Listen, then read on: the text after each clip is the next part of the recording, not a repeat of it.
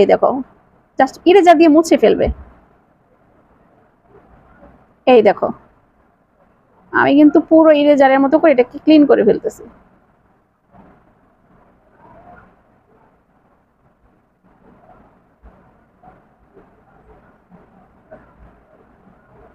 একদম ইরেজারের মতো করে এটাকে ক্লিন করে ফেললাম।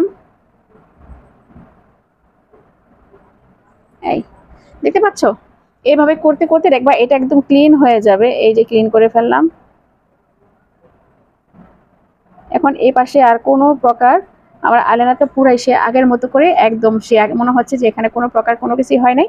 আর যখন এটা নিবে এখানে কিন্তু যখন একটু কালো কালো ভাব থাকবে তখন এটা কি করবে, এক্সট্রা একটা টিস্যুর মধ্যে করে ডাস্ট অফ করে ক্লিন করে তারপর আবার দেন সেই জায়গাটাকে আবার একটু ব্লেন্ডিং করে ফেলবে। এটা হলো ছোটখাটো কিছু টিপস। আসলে সব রকম টিপস কিন্তু সবাই এখানে শেয়ার করে না, কিন্তু ম্যাজিক টাচ বাই আকলিমা আপু কিন্তু সব কিছু তোমাদের সাথে শেয়ার করি। আমার কথা হলো তোমরা পার্লারে যেও না, তোমরা ঘরে বসে পার্লারের কাজ শিখো, ঘরে বসে কিছু কিছু টেকনিক শিখো, কেন পার্লার যেতে হবে। দেখো তো কত সুন্দর করে আমি একদম ক্লিন করে ফেলেছি। ম্যাজিক টাচ বাই আকলিমা আপুর কামাল।